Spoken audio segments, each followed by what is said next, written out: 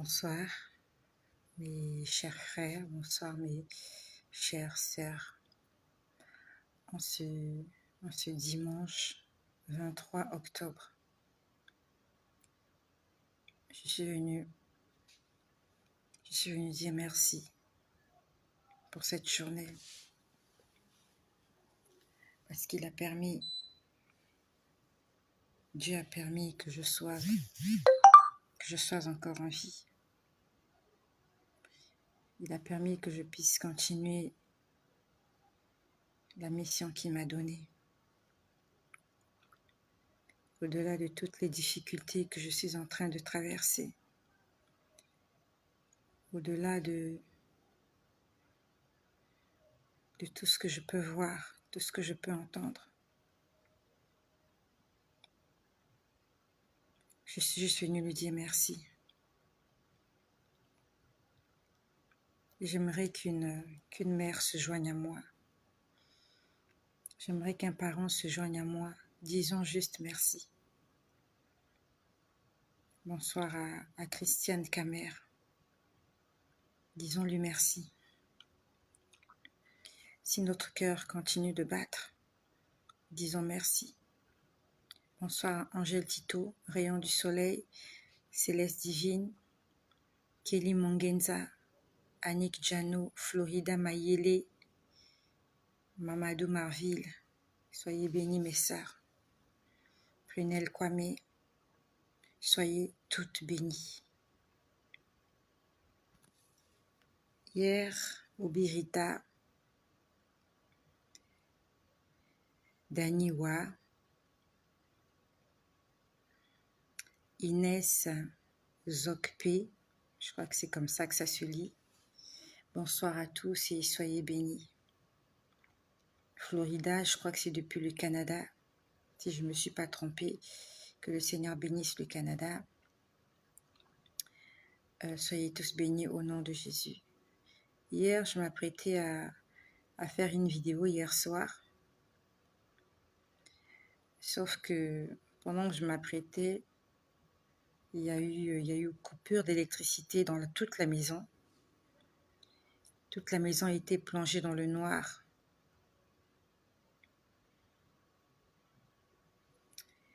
Ok.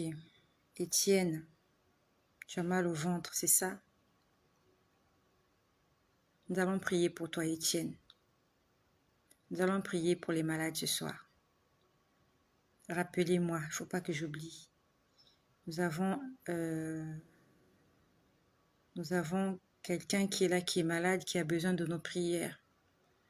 Étienne Ifono, qui nous écrit depuis la Guinée. Nous allons prier pour toi, Étienne Ifono. Nous allons tous prier pour toi. Et toi aussi, tu vas prier pour toi-même tout à l'heure. Nous allons le faire avant que je ne puisse arrêter cette vidéo. Merci de me rappeler. Donc hier, je m'apprêtais à faire une vidéo et il y a eu coupure. Toute la maison était plongée dans le noir. Je ne pouvais pas faire de vidéo parce que nous allons aussi prier. Nous allons prier pour les malades ce soir. Nous allons prier pour les malades. Nous allons prier pour notre bien-aimé qui a mal au ventre. Nous allons prier pour Maëva, la fille de Marie-Dominique Diaby. Nous allons prier. Je vous prie juste de garder les commentaires pour que ça me revienne souvent. Donc, faites défiler vos sujets de prière pour que je me rappelle que nous allons prier pour les malades. S'il vous plaît, aidez-moi. Parce que lorsque je commence à parler, j'ai du mal à arrêter. Donc, je voulais faire la vidéo hier soir et paf, c'est au moment où je m'apprêtais à... Bonsoir à Solange Edimo, bonsoir à Romanos Barreau. Juste au moment où je m'apprêtais à lancer la vidéo, et ben, toute la maison était plongée dans le noir. Finalement, je n'ai plus fait de vidéo. Je me suis juste prosternée sur mon lit. Bonsoir Emilienne Mbida, je crois que c'est ça. Je me suis prosternée j'ai commencé à prier. Je ne sais plus exactement pourquoi je priais, mais j'ai prié. Ah, il y a des problèmes au Tchad. Mais je ne suis pas au courant, je ne sais pas. D'accord, nous allons prier pour les malades, nous allons prier pour le Tchad. Merci de me rappeler cela. Je n'ai pas de quoi noter. Donc, merci de me rappeler que nous devons prier pour les malades. Nous devons prier aussi pour le Tchad, que le Seigneur amène la paix au Tchad.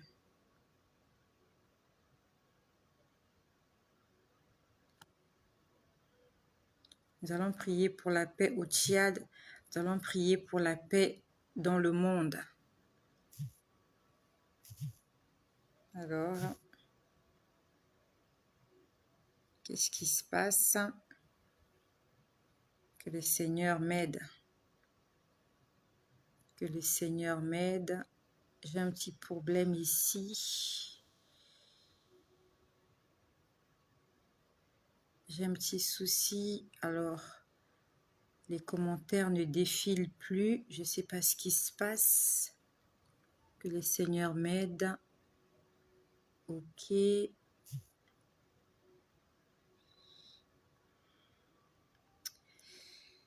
Ok. Que le Seigneur m'aide. Et quand j'étais en train de prier, la chambre était plongée dans le noir. Mais il y avait une lumière dans la chambre. La chambre était très éclairée d'une lumière blanche. La chambre était très éclairée d'une lumière blanche, alors que toute la maison était plongée dans le noir.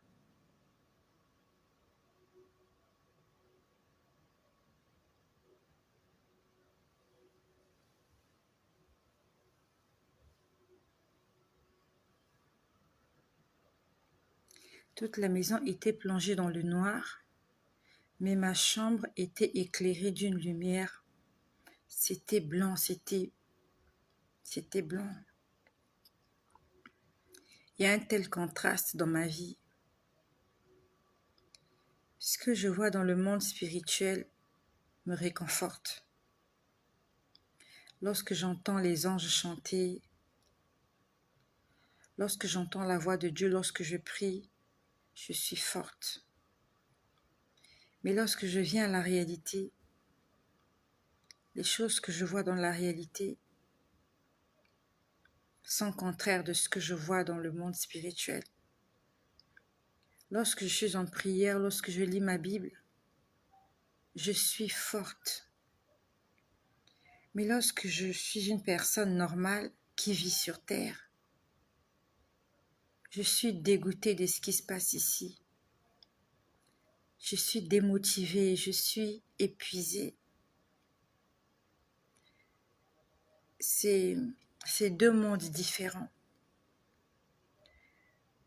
Être un esprit et être charnel, c'est deux mondes différents. C'est vraiment différent. C'est vraiment différent. C'est comme la vie et la mort. C'est deux extrêmes. Ma vie spirituelle et ma vie charnelle. Il n'y a rien en commun. Lorsque je suis en esprit, je suis en extase. Je suis bien. Je suis bien quand je suis en communion avec Dieu. Lorsque je prie, lorsque je lis ma Bible, lorsque je chante, je me sens tellement bien. Mais lorsque je sors de cette atmosphère, j'ai l'impression que je suis une étrangère sur terre. Je n'aime pas ce que ce monde m'offre. Ce monde ne m'offre pas de belles choses. Et je préfère rester en Dieu. Vraiment, hier, la maison était plongée dans le noir, mais dans ma chambre, c'était éclairé. Il y avait une forte lumière. J'étais en train de prier et je voyais cette lumière blanche. Ma chambre était éclairée et ça me rassurait. Ça me donnait la force de prier. Ça me donnait la force de prier. Ça s'est passé hier. Je te dis ces choses juste pour te dire que ce serait bien que tu pries de temps en temps. Ce serait bien que tu pries, même lorsque les choses ne marchent pas. Surtout quand les choses ne marchent pas. Quand tu as l'impression que rien ne va, Étienne, confie-toi à Jésus. Je ne suis qu'un être humain. Je ne suis que l'esclave de Jésus. Je ne suis qu'une servante de Dieu. Je ne peux pas te guérir. Je ne peux que prier pour toi. Je ne peux que te présenter celui qui apporte la guérison. Et c'est le Christ qui apporte la guérison. C'est Jésus qui guérit. Il y a une sœur qui est là présente, elle est en train de se manifester. Elle s'est fait violence. Elle a jeûné pendant 30 jours. Elle avait un problème qui la tracassait. Ça faisait 10 ans qu'elle avait ce problème-là. Mais cette année, le Seigneur l'a guérie. Donc quand tu as un problème, entre dans ta chambre, prie, invoque Dieu, confesse-toi, appelle-le, il te répondra. Je ne suis pas connectée toute la journée, je ne fais pas des vidéos toute la journée. Donc n'attends pas que je sois connectée pour que je prie pour toi. Toi-même aussi, il faut que tu pries pour toi-même parce qu'il s'agit d'abord de toi-même. C'est toi qui ressens ce mal-là. Il faut que nous apprenions à prier. Moi aussi, je passe des moments difficiles. Pendant que je vous parle, j'ai un enfant. Je ne sais pas là où est cet enfant. Je ne sais pas là où cet enfant a passé la nuit. Je ne sais pas là où est l'enfant. Je suis une mère. Ça me fait mal de ne pas avoir des nouvelles d'un enfant. Et j'ai l'impression que ça se répète. Tout à l'heure, j'ai posté une vidéo. Je l'ai postée l'année dernière à la même date, c'était le 23 octobre. Dans cette vidéo, j'étais en train de chanter. Je disais que quelles que soient les difficultés, je vais continuer à louer le Seigneur. Je l'ai postée tout à l'heure, cette vidéo. Et quand je l'ai postée, je l'ai entendue, je me suis dit, mais c'est la répétition.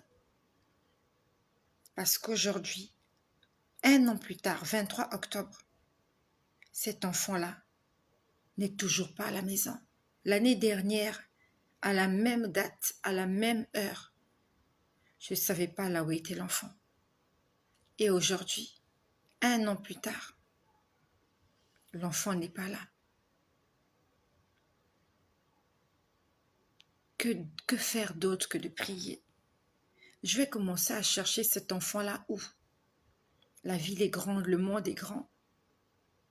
Je vais aller le chercher où? Je vais aller chercher l'enfant où? Je prie. Je continue à faire confiance. Parce que moi aussi, j'ai fait des bêtises. Le Seigneur me défend de juger. Il me demande de prier. La Bible nous dit, faites connaître vos prières, faites connaître vos besoins à Dieu par des prières et des supplications. Ce n'est pas en passant sur les réseaux sociaux pour commencer à pleurer, commencer à dire, aidez-moi à chercher l'enfant, que les choses ont changé. Je ne vais pas le faire. Je prie que le Seigneur touche le cœur, que le Seigneur touche le cœur de cet enfant. Cet enfant me fait beaucoup de la peine. Cet enfant me fait beaucoup de peine. Cet enfant ne va pas en classe, ne va pas à l'école. Même quand on paye, ça me fait mal au cœur. Mais je continue de prier. Même si sur ma couche je pleure, j'en pleure, j'ai le cœur brisé. J'ai le cœur brisé. Parce que je sais que le diable se sert de cela pour m'atteindre. Mais j'ai intérêt à être forte. C'est pas facile pour moi. Que le Seigneur prenne soin de nos enfants. Qu'importe l'endroit dans lequel ils se trouvent. Les mauvaises fréquentations. Que le Seigneur nous les ramène en vie, en bonne santé et entier. C'est ça la prière d'une mère. Donc toi qui passes des moments difficiles, je t'invite à prier. Prie, même si tu as envie de pleurer, pleure et prie. Ne reste pas là à te lamenter. Les choses ne changeront pas. Ce ne sont pas nos inquiétudes qui vont changer les choses, mais ce sont nos prières. La Bible nous dit que la prière ardente du juste, la prière intense du juste a une grande efficacité. Si tu marches dans la justice et tu pries, tu en verras les fruits, tu vas voir les retombées. Même si c'est 10 ans plus tard, même si c'est 20 ans plus tard, c'est vrai que c'est lent, c'est très lent. Ça fait longtemps que je prie pour cet enfant. C'est comme les montagnes russes. Ce sont des dents de scie. Aujourd'hui ça va, demain ça ne va pas, après-demain ça va, après-demain ça ne va pas. Que le Seigneur guide nos enfants. Nous aussi, nous avons fait des bêtises et c'est par la grâce et par les bontés de Dieu que nous sommes aujourd'hui vivants et que nous sommes des parents. Si nous sommes toujours vivants, c'est parce qu'il y avait quelqu'un qui priait pour nous quelque part. Et continuons de prier pour les enfants. Et je prie pour tous les enfants du monde. Quand je prie pour mes enfants, je prie pour tous les enfants du monde parce que je sais que ce que je ressens, c'est ce que la plupart des mères peuvent ressentir. Lorsque vous regardez la montre et que votre enfant n'est toujours pas rentré, vous posez des questions. Qu'est-ce qui s'est passé? Quel genre de rencontre l'enfant a fait? Qu'est-ce qui s'est passé? Lorsque l'enfant n'est pas rentré à la maison, vous posez la question, l'enfant est où? Où est-ce qu'il a dormi? Où est-ce qu'elle a dormi?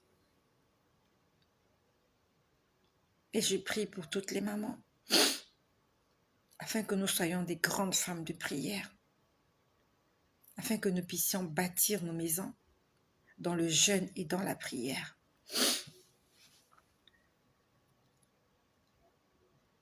Nous sommes dimanche et hier c'était samedi. Avant-hier c'était vendredi. Vendredi dans l'après-midi, j'étais en train, je venais de lire ma Bible et je me sentais un peu fatiguée. Donc en fait, je me suis allongée. Je me suis allongée parce que j'étais fatiguée.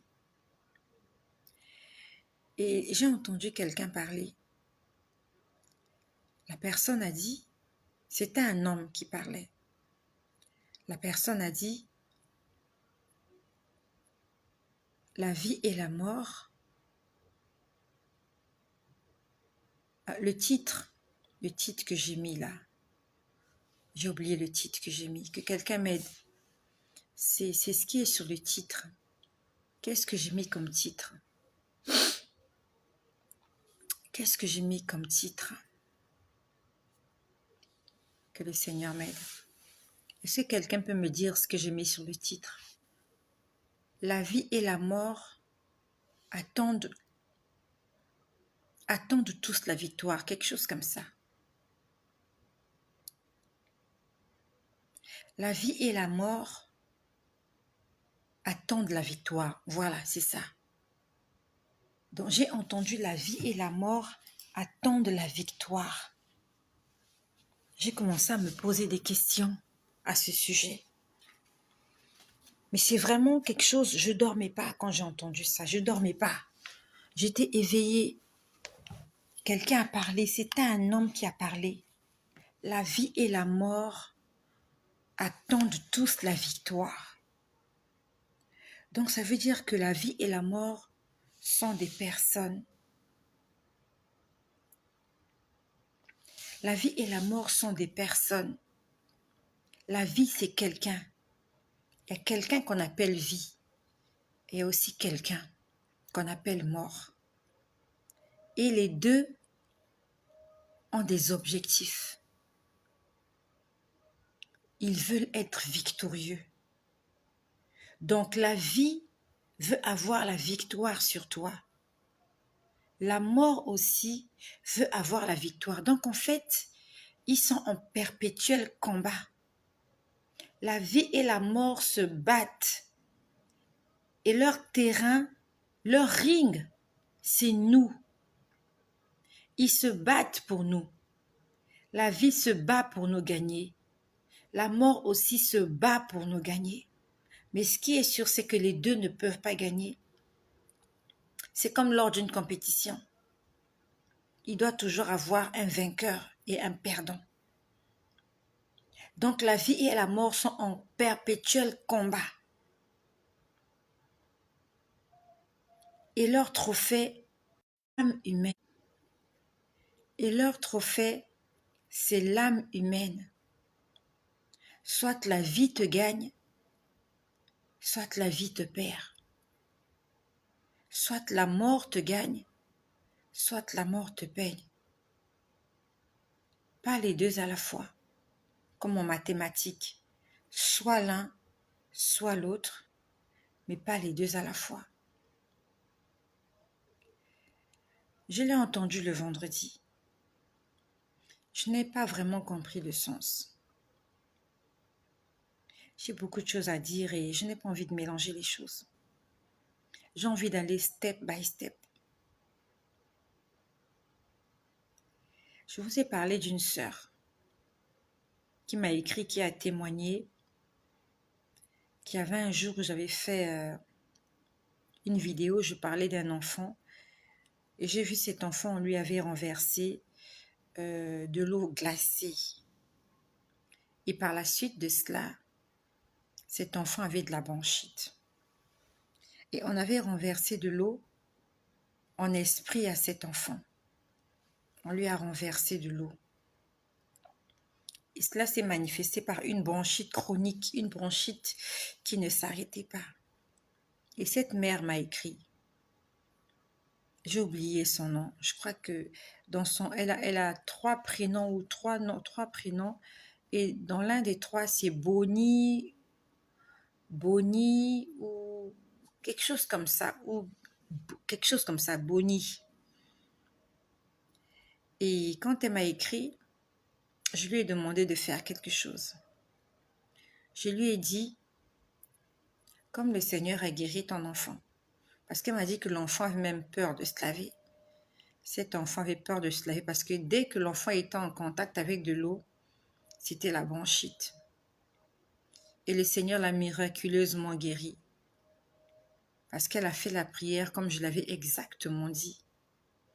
Elle a dit, je chasse l'esprit de bronchite dans la vie de l'enfant. Elle a insisté. Et la bronchite est partie. Il n'y a pas de magie. C'est pas de la sorcellerie. C'est juste la foi qui parle. La Bible nous dit, sans la foi, il est impossible de faire quoi que ce soit. On a besoin de la foi. C'est pour ça que je parle à toutes les personnes qui sont malades, qui se sentent mal. Toi, peut-être que c'est dans ton corps que tu es mal. Moi, c'est dans mon âme. Mon âme est blessée. Mon cœur est blessé. Mon cœur de mère est blessé. Mon cœur de fille est blessé. Mais je continue de prier. Je ne sais pas faire autre chose que ça. Si j'arrête de prier, je vais mourir. Si j'arrête de parler, je vais mourir. Si j'arrête d'évangéliser, je vais mourir. Si j'arrête de louer l'Éternel, je vais mourir. Et ce sont toutes ces choses qui me gardent encore en vie. Ce sont toutes ces choses qui me gardent encore en vie. Le fait de louer le Seigneur, de prier, de chanter, de venir vous faire mes partages, vous faire le témoignage de ma vie. C'est ça qui me rend forte. Ça donne un sens à ma vie.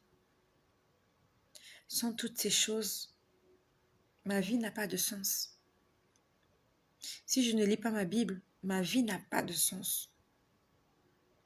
Si je ne chante pas un cantique pour Dieu, j'ai l'impression que je vais mourir. Si je ne fais pas une vidéo, surtout si je n'ai pas de raison valable de ne pas le faire, je me sens coupable. C'est le travail que Jésus m'a donné qui me permet de vivre. Si j'arrête de faire tout ça, je vais quitter ce monde. Parce que j'aurai compris que ma mission est terminée. Si j'arrête d'évangéliser, je vais rendre l'âme. J'ai l'impression que quand je parle, ça me fait du bien. Quand je parle de Jésus, quand je parle de ce qu'il fait pour moi, j'ai l'impression qu'on recharge mes batteries. On les recharge. Donc j'ai dit à cette mère, comme Jésus a guéri ton fils, je lui ai dit, fais une offrande d'action de grâce, une offrande de reconnaissance. J'ai dit, tu fais une enveloppe, tu mets à l'intérieur de l'argent. Tu vas voir ton pasteur. Je lui ai dit, si tu as une église, si tu as un pasteur, va voir ton pasteur. Et dis au pasteur que c'est l'action de grâce que tu fais parce que le Seigneur a guéri ton fils. De cette bronchite qui le tourmente depuis sa naissance. Et je lui ai dit, si tu n'as pas d'église, prends cet argent, prie dessus, tu dis à Dieu que c'est ton offrande de remerciement, c'est ton action de grâce. Et va le donner à un orphelinat. C'est ce que je lui ai demandé de faire. Parce que c'est exactement ce que moi aussi je fais. Il y a de cela 2 semaines. Exactement, ça avait commencé un dimanche. J'ai ma fille qui a commencé à dire qu'elle avait des vertiges. Et le lundi, ça s'est empiré. Elle a commencé à vomir et elle a vomi pendant 3 jours. Et lorsque le Seigneur l'a guérie, il m'a dit, fais une offrande. C'est Dieu qui m'a demandé de faire cette offrande.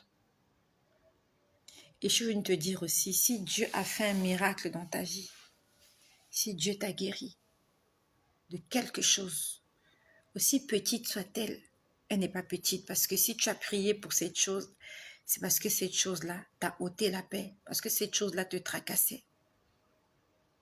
Fais une offrande. Fais un geste. Va remercier le Seigneur pour ce bienfait-là dans ta vie. Lorsqu'on lit l'histoire de Abraham et Isaac, Dieu avait demandé à Abraham de sacrifier son fils. Lorsque Abraham était en train de marcher pendant 3 jours, il allait au mont Morija. Il se disait qu'il allait revenir sans son enfant. Il allait pour perdre son fils. Mais lorsqu'il est arrivé, les choses ont changé. Dieu lui a demandé de ne plus le faire. Et à la place de ça, Dieu lui a dit, prends ce bélier qui est là, offre le bélier. Ça veut dire que lorsque Dieu a sauvé ton enfant, lorsque Dieu a épargné ton enfant, a épargné ta vie, il y a quelque chose qui doit remplacer cela. Il y a un sacrifice. Et ce sont des choses spirituelles, même dans le monde spirituel, même dans la sorcellerie. Ils ont besoin de sacrifices. Quand le sacrifice a échoué, il faut le remplacer par un autre. Il faut un sacrifice de substitution.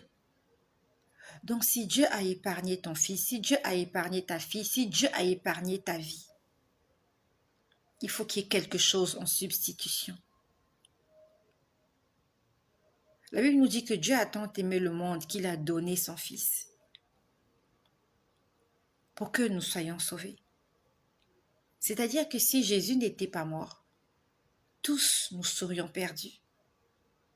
Jésus a pris notre place. Il y a eu un sacrifice de substitution. Et ça, c'est Dieu qui l'a fait. Que cela nous donne de l'intelligence. Lorsque Dieu nous a fait du bien, remplaçons cela à la place de nous qui devrions mourir. Fais un sacrifice à Dieu.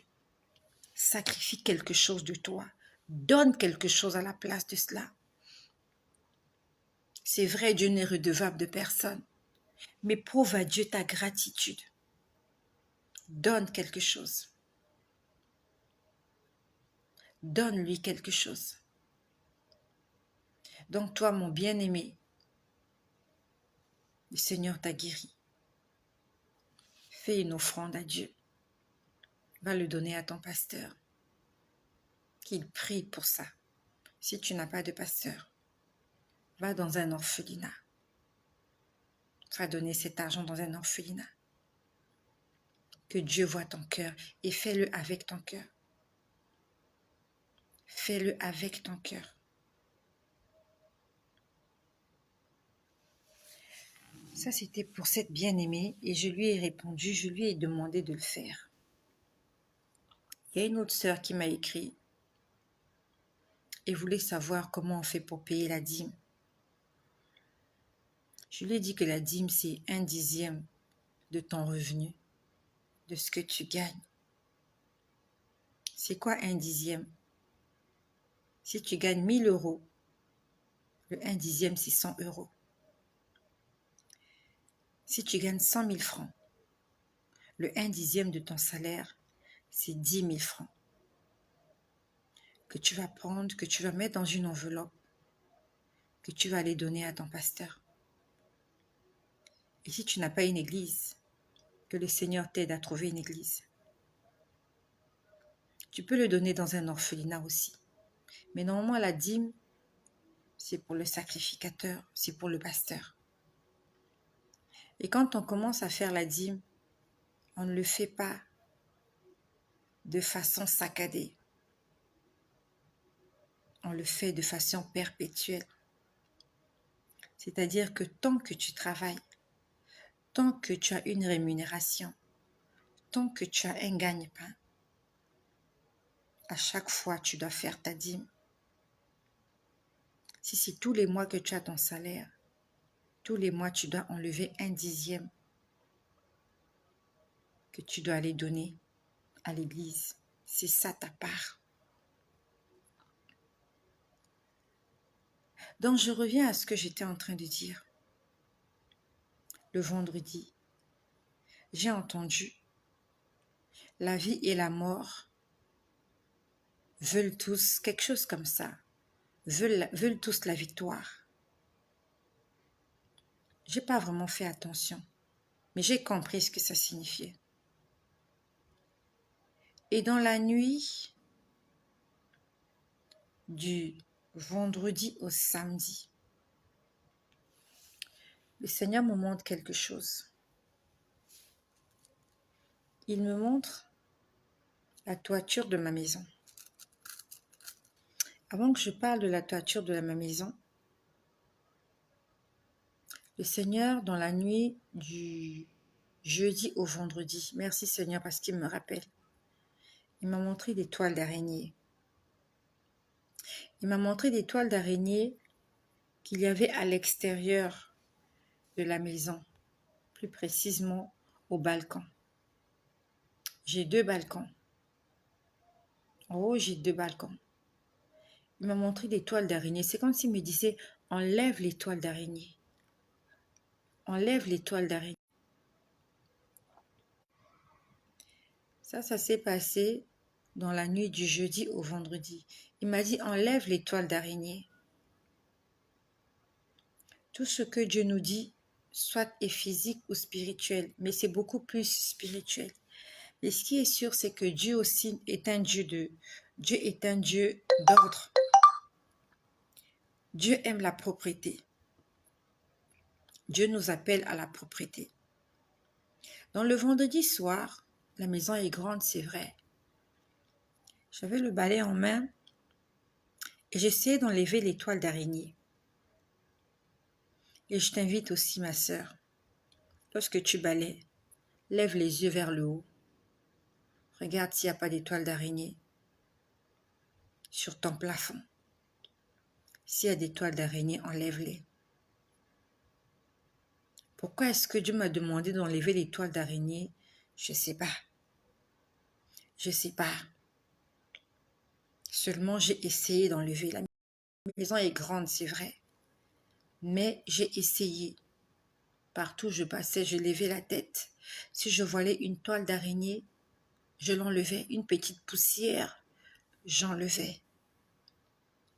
Toi qui m'écoutes, la dernière fois que tu as enlevé les toiles d'araignée dans ta maison, c'était quand? On a souvent l'habitude juste de balayer le sol. On passe le balai, on passe la serpillière, on oublie de lever la tête. On regarde seulement par terre, on regarde seulement en bas. On ne regarde pas en haut.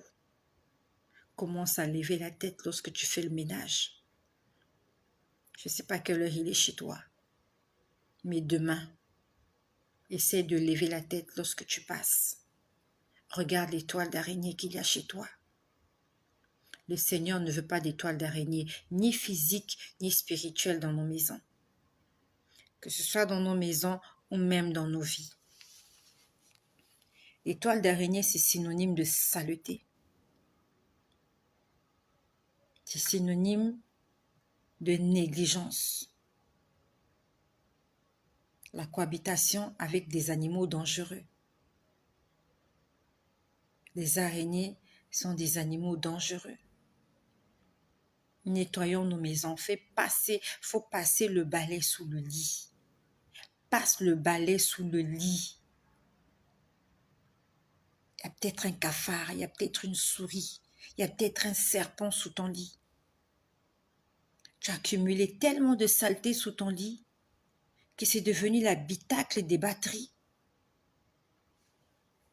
Tu es peut-être devenu asthmatique aujourd'hui à cause de la poussière, parce que tu as accumulé la poussière dans ta maison. Aujourd'hui, tu accuses le diable, tu accuses les sorciers, alors que c'est le manque de propreté dans ta maison. Tes enfants la grippe, toi-même tu as la grippe. Tu es là, tu chasses les démons, alors que ce n'est même pas les démons. À un moment donné, il faut laisser les démons là tranquilles. Peut-être que c'est nous-mêmes. Commençons à lever les toiles d'araignée dans ta maison. Regarde. Regarde en haut. À partir de demain, pense-y. Mets-le dans ton téléphone, fais le recall. Demain, enlevez les toiles d'araignée. Tu as fini de balayer, tu prends ton balai, tu passes dans les 4 coins. Au salon, c'est pareil. Tu as fini de balayer, même pas, tu dois faire ça avant de balayer. Comme ça, la poussière, quand ça tombe, tu balayes, tu amènes ça à l'extérieur. Donc, j'ai commencé à enlever les toiles d'araignée le vendredi soir, lorsque je suis rentrée du culte. J'ai enlevé quelques toiles d'araignée et normal, je suis venue vaquer à mes occupations, je suis rentrée dans la chambre. J'ai lu ma Bible. J'ai prié. Je ne sais plus qu'est-ce que j'avais lu ce jour-là. J'ai prié. Et dans la nuit, le Seigneur me montre ma toiture. Ça, c'est dans la nuit du vendredi au samedi. Il me montre ma toiture et il me montre une ouverture sur ma toiture. En août, j'étais en déplacement pour un deuil. Et quand je suis rentrée, ma maison n'avait plus de toiture. Là, ils ont remis la toiture. Et je dors plus à la Belle Étoile. Et on me montrait ma toiture en étant en train de me dire, regarde ce qu'ils ont fait à ta toiture. C'était un homme qui me le montrait. Il me dit, regarde ce qu'ils ont fait à ta toiture. Ils ont laissé une ouverture. Et je sais que c'est spirituel. C'est spirituel. Que Dieu nous donne l'intelligence. Que Dieu nous ouvre les yeux. Là où tu es, dis Seigneur, ouvre mon intelligence. Donne-moi l'intelligence. Demande-lui, s'il te plaît. Seigneur, donne-nous l'intelligence. Ouvre-nous les yeux. Viens éclairer notre esprit. Nous voulons voir les choses telles que tu veux que nous les voyions. Nous voulons comprendre les choses telles que tu veux que nous puissions les comprendre. Fais cette prière avec moi. Seigneur, aide-moi à avoir une vision spirituelle. Seigneur, ouvre mon intelligence. Aide-moi à comprendre les choses spirituelles. Bien-aimé, en attendant que nous puissions prier pour moi, pour toi, s'il te plaît, commence à te confesser. Commence à te confesser et demande au Seigneur de te guérir. Nous allons prier pour toi, ne t'inquiète pas. Commence à te confesser. Je parle à Étienne Ifono, je sais que tu souffres. Nous allons prier pour toi. Mais toi-même commence à prier déjà. Tout à l'heure, j'étais en train de lire un passage. Que le Seigneur nous ouvre l'intelligence. C'était dans l'Ancien Testament. J'étais en train de lire ce passage. Tout de suite là, je crois, c'était ce soir ou cet après-midi. Le titre, je suis dans Exode 28. Le titre, c'est les vêtements sacerdotaux. Beaucoup de gens ne connaissent pas trop l'histoire parce que beaucoup de gens ne lisent pas l'Ancien Testament. Dans l'Ancien Testament, pour servir le Seigneur, il fallait avoir des vêtements appropriés. Pour être au service de Dieu, il fallait avoir des vêtements appropriés. Raison pour laquelle dans certaines églises, il y a certaines personnes qui s'habillent d'une certaine façon différente des autres. Voilà. Ils ont gardé cette coutume de l'Ancien Testament. Donc, Dieu demande à Moïse de faire des vêtements à Aaron et à ses fils. Et c'est dans Exode 28. Et tout à l'heure, j'étais en train de lire. Il dit, ça c'est Dieu qui demande à Moïse de chercher des gens pour confectionner à Aaron et à ses fils qui avaient été choisis pour exercer le service dans le tabernacle. Ils devaient avoir des vêtements appropriés.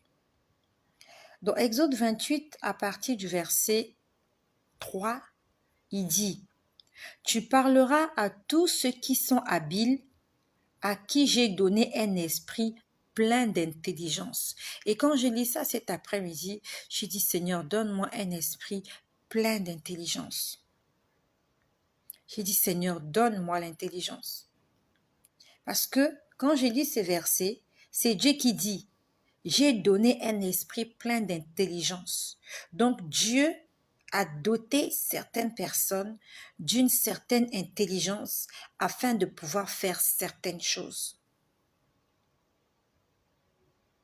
Et je disais, Seigneur, je le prends pour moi. Merci de me donner une pleine intelligence. Donne-moi l'intelligence, Seigneur, afin que je puisse faire des choses comme toi, tu aimerais que je les fasse. Donc, j'en ai fait un sujet de prière. Et là, on dit, et ils feront des vêtements à Aaron afin qu'il soit consacré et qu'il exerce son sacerdoce. Donc, Dieu demande à Moïse de parler. Il dit, tu parleras habile. Donc, Dieu parle à Moïse pour qu'on puisse faire des vêtements à Aaron et à ses fils. Il dit, tu parleras à tous ceux qui sont habiles, à qui j'ai donné un esprit plein d'intelligence, et ils feront des vêtements d'Aaron afin qu'il soit consacré et qu'il exerce son ministère. Après, on décrit comment devait être le vêtement. Donc, il y a des gens habiles à qui Dieu a donné une pleine intelligence afin de pouvoir faire les choses telles que Dieu aimerait qu'on le fasse. On n'a pas pris n'importe qui pour faire ces vêtements-là. On a pris une certaine catégorie de personnes habiles et ayant une pleine intelligence. Et j'en ai fait un sujet de prière. Je dit, Seigneur, donne-moi l'intelligence afin de faire les choses telles que tu veux que je les fasse. De la même façon que Noé a construit l'arche, avec les mesures, avec les dimensions, avec tout ce que Dieu lui a demandé de faire. De la même façon que Moïse a construit le tabernacle à la lettre. Seigneur, donne-moi cette intelligence. Donne-moi cette intelligence. Au nom de Jésus, que Dieu te donne l'intelligence afin de faire les choses telles qu'il aimerait que tu puisses les faire. Donc, j'étais en train de dire, dans la nuit du vendredi au samedi, je vois ma toiture ouverte. Mon plafond était ouvert, juste au niveau. En fait, mon plafond était ouvert à 2 endroits. Juste en face de moi, j'ai la salle de bain. Et de ce côté gauche, j'ai le couloir qui donne accès à l'autre salle de l'autre côté. Et on me montrait 2 ouvertures. On me montrait 2 ouvertures. La première ouverture qu'on m'a montrée, c'était celle de ma salle de bain. Et c'était un homme qui me l'a montré. Il me disait, regarde, ils ont laissé une ouverture ici. Et on me disait que s'il pleut, l'eau va encore entrer chez toi. Et on me disait, s'il y a du soleil, les rayons soleil vont entrer chez toi. J'ai commencé à réfléchir. Je me suis dit, mais ça correspond à quoi cette ouverture? Et on me montre encore de l'autre côté au couloir. Il y avait une partie du plafond qui n'était pas là. On me disait, regarde ce que les gens là ont fait. On me dit, il y a des gens qui ont fait ça. Donc, je ne sais pas qui a fait, mais on me disait, des gens ont fait. On me dit, regarde ce que des gens ont fait. Ils ont saboté quelque chose qui est là. Et c'est comme si, en fait, il y a un sabotage qui a été fait dans le plafond. Et je voyais des étincelles au niveau du circuit électrique. Je voyais des étincelles. C'est comme lorsqu'il y a des courts-circuits. Vous voyez, ça fait... Je voyais des étincelles bleues, électriques. Il y en avait 3. Et je me disais, quand j'ai vu, je me disais, mais si on ne répare pas, la maison va prendre feu. Parce que ces étincelles-là, ça peut se répandre. Ça peut se répandre. Il me disait, regarde ce que les gens ont fait. C'était un homme que je voyais dans mon plafond. Il n'avait pas l'air agressif ou méchant. Il était juste en train de me montrer qu'il y avait un problème électrique là où passaient les câbles de courant, là où passaient les câbles d'électricité. Il me disait, il y a un problème. Et j'ai eu peur. Je vous parle des choses spirituelles. Ce ne sont pas des choses physiques. Actuellement, il y a l'électricité, il n'y a pas de problème. Mais là, je vous parle des choses spirituelles que Dieu me montre en esprit. Et j'ai pris peur, je me suis dit, mais si on ne règle pas ce problème, un jour dans la nuit, pendant qu'on dort, il peut y avoir un incendie à la maison. Et comment je ferais pour l'arrêter? J'étais en train de réfléchir. Et après cet homme était dans la toiture. Cet homme était dans le plafond. Et il m'a dit, ne t'inquiète pas, je m'occupe de tout. C'est ce qu'il m'a dit. J'étais inquiète. J'étais inquiète. Je suis une femme adulte. avec des jeunes enfants à la maison. Et quand mon mari n'est pas là, je suis responsable à la maison. Et pour moi, c'était un souci. Je me suis dit, comment je vais faire? S'il y a un problème à la maison, comment je fais? Ça m'avait donné du souci. C'était dans la nuit du vendredi au samedi. Et cet homme-là m'a dit, il m'a dit, ne t'inquiète pas. Il m'a dit, je suis dans ton plafond. Je m'occupe de tout. Il m'a dit, reste tranquille. Parce que j'étais en train de lui dire que j'allais, en fait, j'étais en train de lui dire que j'allais être vigilante. Que je vais faire attention si j'entends un bruit dans le plafond. Que je vais venir regarder, je vais couper le courant.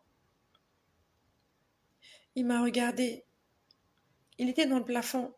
Il me regardait vers le bas. Il était accroupi dans le plafond. Il m'a dit, ne t'inquiète pas. Je vais tout surveiller. Il m'a dit, je surveille tout. Il m'a dit, s'il y a un problème, je te le dirai. Et après, il m'a dit, seulement, fais attention de mettre les enfants. Comment je peux dire? C'est comme s'il me disait, en fait, c'est comme s'il me disait, essaie de mettre les enfants en sécurité. C'est ce qu'il me disait. C'est comme s'il voulait me dire que ce court-circuit là, ça va. Les premières victimes seront les enfants. Et il me disait, quand je te ferai signe, mets les enfants. Comment je peux expliquer ça? Éloigne les enfants du danger. Quelque chose comme ça. Quelque chose comme ça. Puis après, par la même ouverture, je vois l'esprit de mort entrer dans la maison. J'ai vu l'esprit de mort entrer dans la maison par l'ouverture. Donc il était là, dès qu'il y avait une petite étincelle, il éteignait l'étincelle. Parce que c'est justement cette étincelle-là, si elle n'est pas éteinte, elle allait se propager dans la maison. Et jusque-là, je ne sais pas quelle est la nature de cette étincelle. Moi, je l'ai vue sous forme d'une étincelle. Je ne sais pas physiquement qu'est-ce que c'est. Je sais juste qu'il y avait un danger et que l'ange de l'Éternel est venu écarter ce danger. Je suis en train d'envoyer un message à toutes les mamans. Faisons confiance au Seigneur. Faisons confiance à Jésus. On n'est pas maître du souffle de nos enfants. Pendant qu'une mère dort dans son lit, son enfant à 2 mètres peut rendre l'âme. Elle ne peut ou ne pas être consciente, et même si elle est consciente, elle sera incapable de réagir. Je l'ai vécu. J'avais ma mère dans mes bras. Le 28 août de cette année, j'avais ma mère dans le bras, remplie du Saint-Esprit. J'avais la foi. J'étais en train de jeûner. Ça faisait 41 jours que je jeûnais. J'ai prié. J'ai invoqué. J'ai loué. J'ai adoré. J'ai supplié le Seigneur pour qu'il réveille ma mère. Juste pour lui parler la dernière fois. Réveillez. Je suis désolée. Chaque fois que je raconterai cette histoire, mon cœur sera en larmes. C'était une expérience traumatisante. J'ai compris, j'ai mesuré la souveraineté de Dieu. J'ai mesuré que Dieu est grand et il n'y a que lui qui a le dernier mot. Qui que nous soyons, quelle que soit l'onction que tu as, peut-être que tu ressuscites les morts, c'est une très bonne chose. Mais un jour où tu vas prier pour quelqu'un qui ne va pas surveiller, juste pour que Dieu te montre, qu'il te prouve qu'il est souverain, que c'est lui qui est le Tout-Puissant. Et qu'on aura toujours besoin de lui. Quelle que soit l'onction que tu as, quelle que soit la mission que Dieu t'a donnée, il y aura toujours une situation qui sera au-delà, qui sera au-dessus de tes capacités. Pour que nous puissions savoir qu'il y a un Dieu qui est tout puissant. Donc, maman, recommandons les enfants entre les mains du Seigneur. Même s'ils ont fait des fugues, peut-être qu'ils ne sont plus à la maison. Même s'ils n'ont pas dormi à la maison. Tant qu'ils sont vivants, gloire à Jésus. Tant qu'ils sont encore en vie, gloire à Dieu. Donc cet homme était en train de me dire, si je te fais signe, la première des choses que tu dois faire, il m'a dit, tu dois mettre les enfants à l'abri. Voilà, c'est ce qu'il avait dit. Il faut mettre les enfants à l'abri. Et après, je vois l'esprit de mort entrer. L'esprit de mort est entré par cette ouverture où il y avait des étincelles. Je voyais les étincelles dans le plafond, au niveau des câbles électriques. Je voyais cette lumière bleue, étincelle de courant, comme des courts-circuits. Et je vois un esprit entrer par là.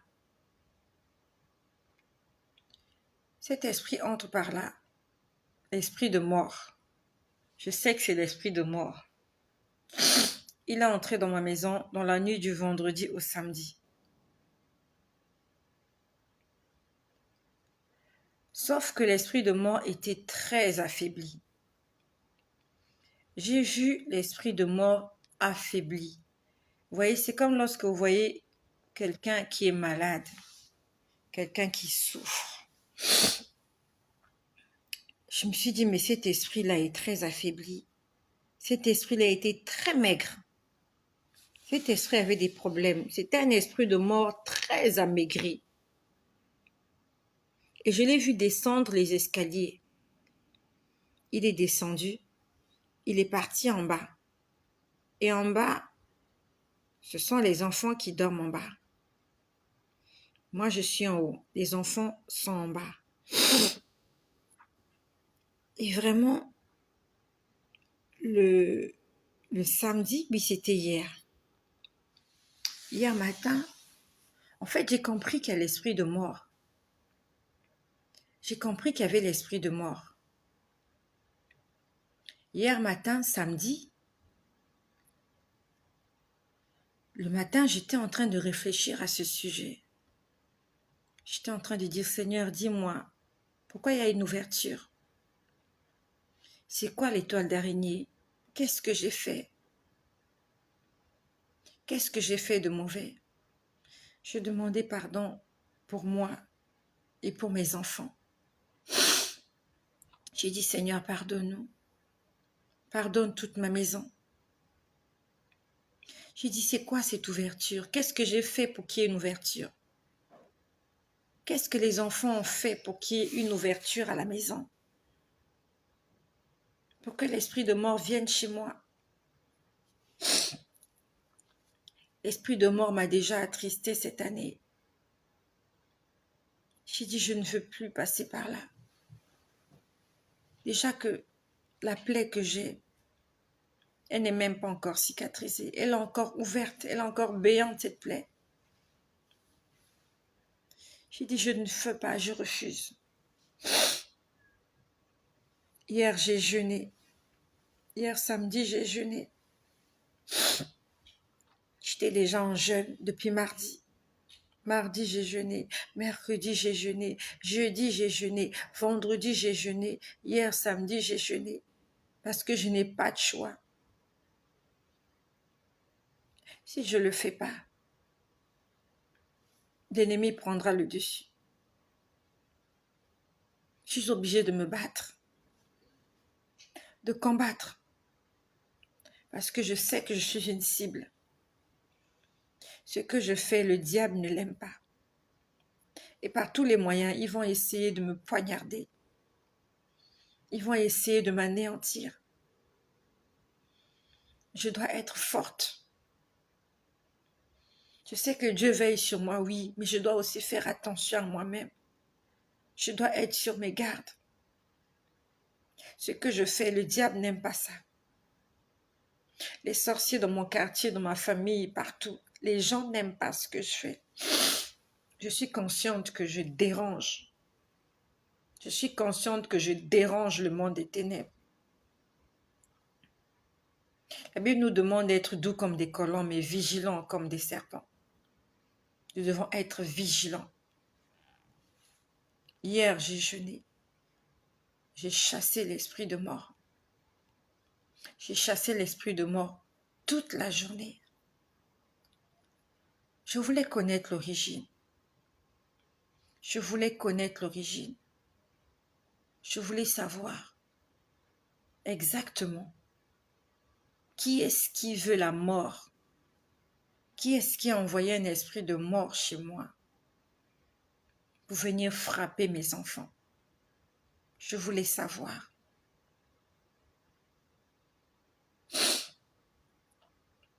Hier soir, hier c'était samedi. Hier soir, ma fille était en train de faire mes devoirs. Pourquoi je te parle de tout ça? C'est pour te dire de ne pas arrêter de prier. N'arrête pas de prier. Si tu demandes à quelqu'un de prier pour toi, il priera pour toi que ce jour-là. Même si tu vas voir un pasteur, le pasteur priera pour toi ce jour-là. Quand tu rentreras chez lui, s'il se rappelle de toi, il priera pour toi. Le pasteur ne priera pas pour toi tous les jours. C'est à toi de te lever tous les jours, de prier pour toi, pour ta maison, pour ta protection, de prier pour tes affaires, tes entreprises, ta vie, ta santé. Il faut que tu pries pour toi-même. C'est vrai qu'on a un avocat auprès du Père. Il y a Jésus qui intercède pour nous. Mais nous aussi, nous devons. N'attends pas que quelqu'un le fasse pour toi. Tu dois te lever dans la prière, mon ami. Si tu veux voir l'ennemi entrer chez toi, tu dois être en état de prière. Si tu veux être au courant qu'il y a l'esprit de mort qui veut frapper dans ta vie, dans ta maison, tu dois être en prière. C'est quand tu es en communion avec le Seigneur qui t'ouvre les yeux, qui te montre les choses spirituelles que tu ne vois pas en temps normal. Si tu passes ta vie sur les réseaux sociaux, l'ennemi va frapper à ta porte, va te surprendre. Si tu passes ta vie devant la télévision, en train de suivre des séries télévisées, pendant que tu suis cette télé, pendant que tu suis la série, l'ennemi est entré dans ta cuisine.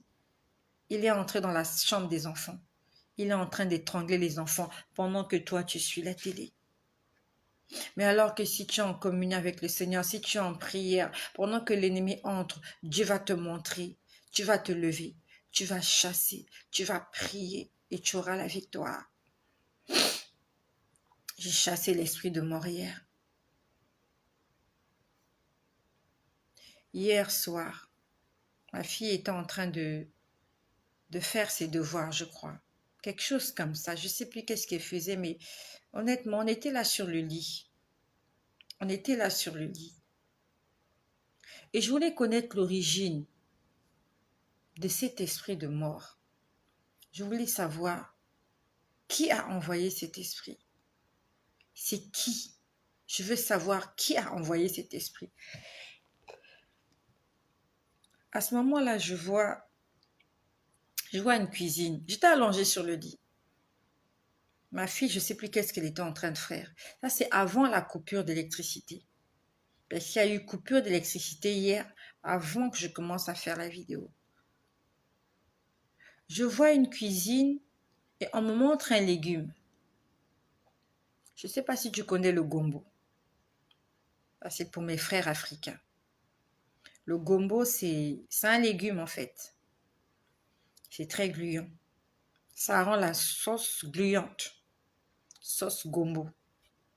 Je vois un gombo bien vert dans une cuisine. Et on a coupé la tête du gombo. On a coupé la tête du gombo. Parce que normalement, quand on fait la cuisine, ça c'est pour les femmes africaines, on ne prépare pas le gombo avec sa tête. On enlève la tête et on enlève au niveau de la queue. Sauf que là, on avait coupé la tête du gombo. Donc, ça veut dire que on s'apprête à préparer le gombo. Quand je vois ça, je vois un homme que je connais très bien.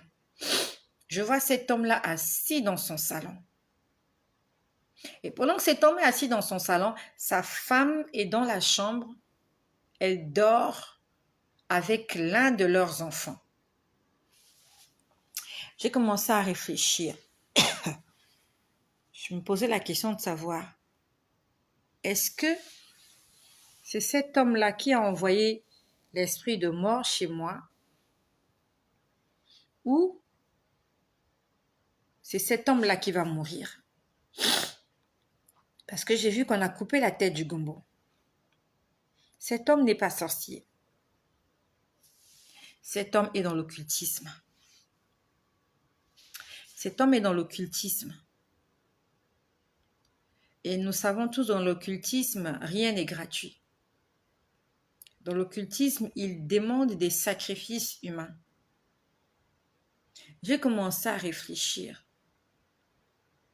savoir si c'est cet homme-là qui veut sacrifier quelqu'un dans ma maison. Est-ce que c'est cet homme-là qui veut sacrifier quelqu'un dans ma maison? Sauf que dans ma maison, jusque-là, personne n'est mort. Mais j'ai vu qu'on a déjà coupé la tête du gombo. Ça veut dire que il y a des gens qui veulent manger. Il y a des gens qui ont faim. Ils veulent manger. Ils sont affamés. Et au lieu de se servir dans leur nid, ils veulent venir se servir dans mon nid. J'ai porté ces enfants-là 9 mois dans mon ventre. Je suis allée à la maternité. J'ai risqué ma vie pour ces enfants-là.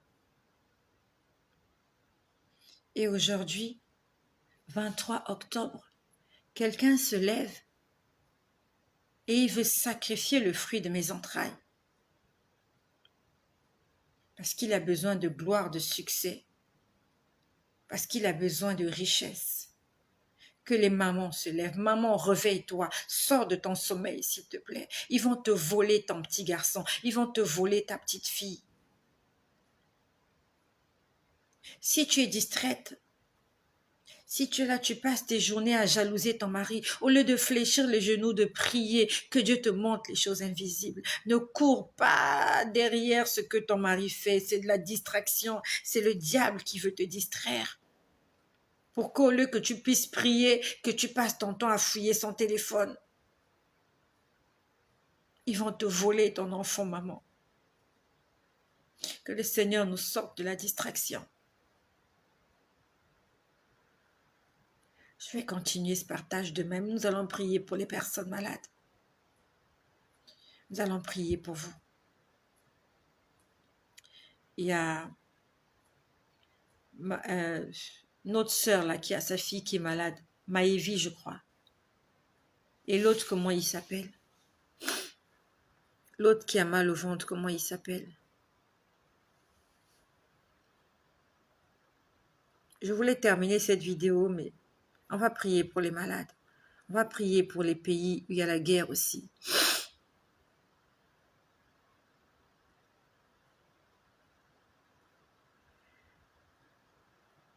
La personne qui a mal au ventre, c'est qui?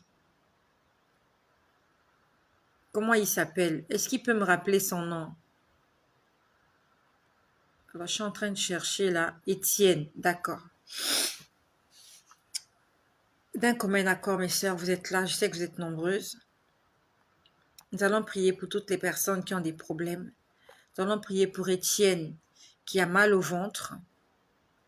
Nous allons prier pour notre sœur qui a sa fille, Maëvi, je crois, qui est malade. Maëvi Sidibé, d'accord. Elle aussi, elle a mal au ventre. Étienne aussi a mal au ventre. Nous allons prier. Il y a de cela 2 semaines, ma fille aussi, elle avait mal au ventre. Et le Seigneur m'a dit, ne pars pas à l'hôpital, mets-toi à genoux et prie pour elle. Si tu peux te mettre à genoux, mets-toi à genoux. Moi, je vais me mettre à genoux parce que ce jour-là, le Seigneur m'a dit, mets-toi à genoux et continue de prier. Avant cela, nous allons nous confesser. Nous ne pouvons pas nous approcher de la table du Seigneur avec des mains sales, avec des pieds sales. Nous allons demander pardon au Seigneur pour nos péchés. Quoi que tu aies fait, et surtout ne dis pas que tu n'as pas péché. Parce que la Bible nous dit que celui qui dit qu'il n'a pas péché, il est menteur. Que le Seigneur nous pardonne. Seigneur, je te prie pour toutes les personnes qui sont là. Seigneur, je te demande pardon. Seigneur, tu as dit que tu es fidèle et juste pour nous pardonner et pour nous laver de toute iniquité. Pardon, Seigneur, pour nos jugements, pour nos murmures, pour nos moqueries. Pardonne-nous, Seigneur, pour notre méchanceté. Tout ce que nous avons fait en parole, en pensée, par action, Seigneur, nous te demandons sincèrement pardon ce soir. Et je te prie, Seigneur, que le sang de Jésus couvre toutes les personnes qui m'écoutent, de loin ou de près, en direct ou en différé. Seigneur, je prie que tu descendes dans les habitations de chaque personne qui m'écoute. Par la puissance du nom de Jésus, je t'invite dans la vie et dans la maison de toutes les personnes qui m'écoutent. Dans la vie de leurs enfants, de leurs maris, de leurs épouses, dans leurs entreprises, Seigneur. Tu as dit dans ta parole, invoque-moi et je te répondrai. Seigneur, je t'invoque ce soir. Seigneur, j'ai besoin de toi. Que cette parole qui est sortie ce soir puisse délivrer, guérir, restaurer et sauver. Que la parole qui est sortie, Seigneur, soit accompagnée par des prodiges et des miracles, comme il est écrit dans ta parole. Je te prie pour toutes ces personnes qui sont malades, Seigneur. Je demande pardon pour elles, Seigneur. Les raisons pour lesquelles elles sont malades. Seigneur, si elles ont péché, Seigneur, je te prie de leur pardonner et de les guérir. Seigneur, si ces maladies ont été envoyées par le monde des ténèbres, je détruis cela par la puissance du sang de Jésus. Je chasse la maladie. J'annule la maladie dans leur corps. Je détruis, j'écrase, je renverse, je brise, je déchire, je calcine, je froisse. Et je jette dans les abîmes toute maladie et toute infirmité. Dans la vie de Étienne, dans la vie de Maëvi. Seigneur éternel, mon Dieu, toi qui n'as pas de limite. En esprit, j'impose mes mains sur leur ventre. J'impose mes mains sur leur ventre. Et j'ordonne au feu du Saint-Esprit de détruire toute entité négative qui est en train de s'aimer le trouble dans leurs entrailles. Par la puissance du nom de Jésus, j'ordonne à ce mal de les libérer. Libérer ces gens. Libérer Maëvi. Libérer Étienne. Libérer toute personne malade maintenant que je parle. Par la puissance de l'Esprit qui a ressuscité Jésus d'entre les morts. Au nom de Jésus, j'envoie le feu. Que le feu du Saint-Esprit consume tout esprit impur qui est en train de te tourmenter. Esprit de maladie, esprit d'angoisse, de tristesse, esprit de pauvreté, de célibat, esprit de blocage. Par la puissance du nom de Jésus, quelle que soit la maladie que tu as, quel que soit le mal que tu as, quel que soit le nom que la science lui a donné, j'ordonne à cet esprit de te quitter. De la même façon que j'ai prié pour ma fille et que Jésus l'a guérie, de la même façon je prie pour toi ce soir. Et je déclare et je crois que Jésus-Christ va te guérir. Au nom de Jésus, avec la foi que j'ai. La foi qui est une ferme assurance des choses qu'on espère. Et une démonstration de celles qu'on ne voit pas. Je démontre maintenant que tu es guéri. Au nom de Jésus, je déclare que tu es guéri. Au nom de Jésus, même si tu ne l'as pas encore senti dans ton corps, moi je proclame que tu es déjà guéri. Je prie pour tous les pays du monde entier. Je prie pour le Tchad, pour le Burkina Faso. Je prie pour l'Ukraine au nom de Jésus-Christ. Au nom de Jésus, que la paix vienne dans ces pays. Que les mères cessent de pleurer leurs enfants. Que les enfants cessent de pleurer leurs parents. Au nom de Jésus-Christ, que des hommes et des femmes cessent de mourir pour des intérêts personnels, pour l'égoïsme, Seigneur, de l'être humain. Seigneur, aie pitié de nous. Seigneur, que ton salut arrive. Seigneur, que ton règne vienne, que ton règne descende, Seigneur, sur cette terre. Seigneur, nous t'invitons dans nos villes, dans nos quartiers, dans nos cités, dans nos maisons, dans nos villes, dans nos villages, dans nos églises, Seigneur éternel, dans nos commerces, dans nos marchés, dans nos entreprises, éternel Dieu. Nous avons besoin de toi. Seigneur éternel, mon Dieu, accompagne ce ministère par des prodiges et des miracles. Seigneur, accompagne ce ministère par des prodiges et des miracles. Seigneur, je te prie pour Haïti. Je te prie, Seigneur, pour tous les pays du monde entier où il y a des troubles. Seigneur, toi, le Dieu du shalom, apporte la paix dans nos cœurs. Seigneur Jésus-Christ, viens dans le cœur de tous nos dirigeants. Aie pitié, Seigneur, je t'en supplie. Aie pitié, Seigneur, manifeste-toi.